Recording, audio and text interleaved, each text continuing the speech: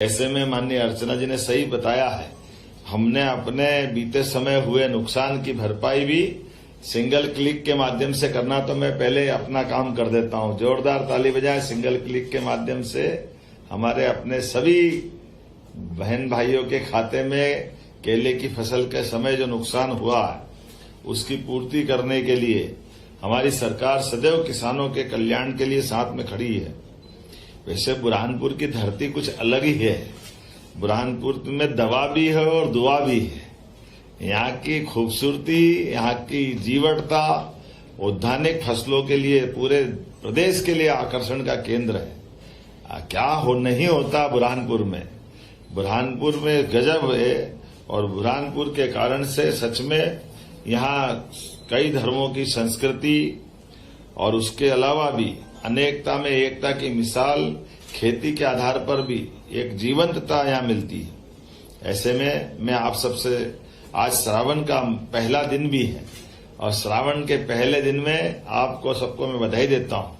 ताप्ती मैया के आशीर्वाद से यहाँ कृषि से लेकर कपड़ा और दवा से लेकर फर्नीचर, पाइप निर्माण से लेकर कृषि उपकरण तक सब कुछ निर्माण होता है बुरहानपुर की धरती पर।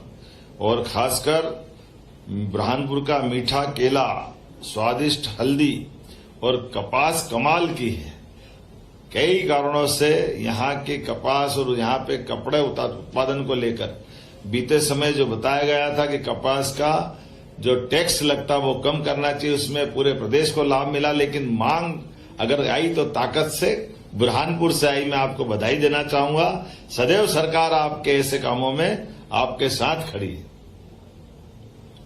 एक जिला एक उत्पाद में बुरहानपुर को केला प्रसंस्करण को राष्ट्रीय सम्मान मिला है। और अब केले के लिए फसल में केवल फल नहीं, इसके रेशे से कपड़े उत्पादन के लिए भी हम लोग, और न केवल कपड़ा बल्कि सजावटी सामान से लेकर कई प्रकार के ऑनलाइन प्लेटफॉर्म के माध्यम से अब जो कमाई हो रही है वह देश विदेश तक बुरहानपुर की पहचान बन रही है। फसल के विविधीकरण में भी बुरहानपुर के किसानों ने कमाल किया है।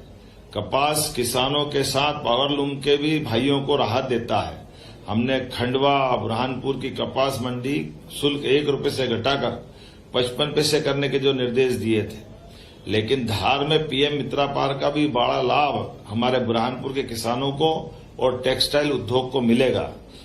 किसान भाइयों ने हमारे अपने इस पूरे आयोजन में जिस प्रकार से अपनी भूमिका अदा की, मैं थोड़ा विलंब से आने की क्षमा भी चाहता हूं, लेकिन जल्दी भी जाना है। बुरहानपुर में अब केवल कच्चा माल नहीं बल्कि प्रोसेसिंग, वैल्यू एडिशन और एग्री एक्सपोर्ट का भी बड़ा हब बने, ये हमारी सबकी इच्छा है। और सिंचाई के मामले में भी नावथा वृहद सिंचाई परियोजना, झिरमिटी मध्यम सिंचाई परियोजना, भावसा मध्यम परियोजना से सिंचाई का पूरा रकबा बढ़ा है। और अभी भी चिंता मत करना, कोई भी गांव बचा, कोई भी खेत बचे, हर क्षेत्र तक हमारी सरकार पानी पहुंचा के मानेगी। बूंद बूंद जल से इंच इंच जमीन पे उपयोग हो, ये हम सब की भावना है। सिंचाई के बड़े प्रोजेक्ट भी हम और कई कारणों से बना रहे हैं। ऐसे में मुझे मालूम है एक प्रोजेक्ट जिस पे काम चल रहा है महाराष्ट्र के साथ, वो बुरहानपुर को तापी बेसिन मेगा रिजॉर्ट परियोजना पे हम लोग काम कर रहे हैं। लेकिन इसके अलावा भी आधुनिक तकनीक से किसान खेती करे, आगे बढ़े। यहाँ हम नई तकनीक की बात कर रहे हैं, लेकिन नेचुरल खेती, प्राकृतिक खेती और जैविक खेती, सभी प्रकार के उद्यानिकी की फसलों को भी लेकर बढ़ने के लिए वास्तव में किसान का भविष्य हम सबके लिए सौभाग्य का भी है। और खेती किसानी के माध्यम से बड़े पैमाने पर लोगों को रोजगार भी मिलता है। तो हम सभी प्रकार की खेती, लेकिन 16 विभागों को मिला करके ये जो पशुपालन से लेकर मछली उत्पादन तक और सहकारिता से लेकर सब क्षेत्रों में काम करने का जो मौका मिल रहा है, जिसमें किसान समृद्धि, उनकी आय डबल हो जाए, किसान के जीवन में बदलाव आए, इसलिए बहुत सारे प्रकार से काम कर रहे हैं। इसलिए हमारी सरकार पूरा किसान कल्याण वर्ष में जिले जिले के अंदर कार्यक्रम कर रही है। उसी के सिलसिले में आज ये बुरहानपुर में कार्यक्रम हुआ। आप भाग्यशाली हो, मां अहिल्या की नगरी इंदौर संभाग में पूरे जिलों में हमने ये कार्यक्रम संपन्न करते करते अब ये बुरहानपुर के बाद यहाँ से दूसरे संभाग में यात्रा जाएगी। तो जोरदार ताली बजाएं अपने किसान भाई बहनों के लिए। आप सबका मैं वंदन करता हूं, अभिनंदन करता हूं। साथ ही साथ प्रशासन के लोग भी बैठे हैं। हमने कलेक्टर एसपी से कहा है कि हमारे जहां भी कांवड़िए जा रहे हैं, जिस हर एक देवस्थान की प्रॉपर चिंता करें, कांवड़ियों को भी कष्ट न हो, उनके रुकने की, खाने पीने की, बाकी प्रबंधन में भी जहां जहां जैसी जरूरत हो, हमारा सब प्रकार से प्रशासन सभी श्रद्धालुओं और भक्तों के साथ है। उम्मीद करेंगे आने वाले समय में, जब भी मैं बीते समय आया था तो मुझे बुरहानपुर में पता नहीं क्या कारण है, बार बार ललक लगती बुरहानपुर आने की, और आकर के आपसे मिलकर के जो आनंद आता है वाकई वो अद्भुत होता है। हमारे लिए सौभाग्य की बात है।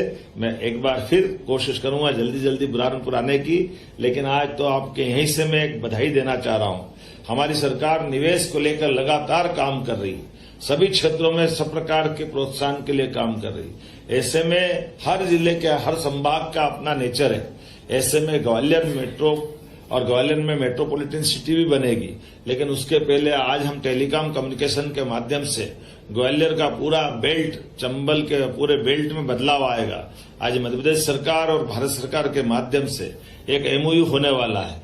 एक एक करके हर क्षेत्र के अंदर युवाओं को रोजगार दिलाने के लिए, युवाओं को समृद्ध बनाने के लिए, किसान की मेहनत का सही दाम दिलाने के लिए बहुत सारे प्रकार से हम लोग काम कर रहे हैं। तो ऐसे में आइए हम सब नई टेक्नोलॉजी के बलबूते पर और इसी प्रकार के कामों के लिए बुरहानपुर जो चाहेगा हम सब कुछ करने के लिए तैयार रहेंगे।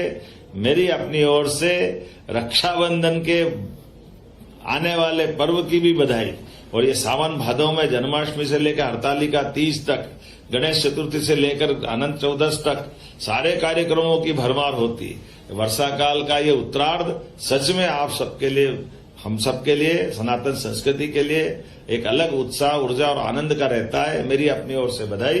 बोलिए भारत माता की,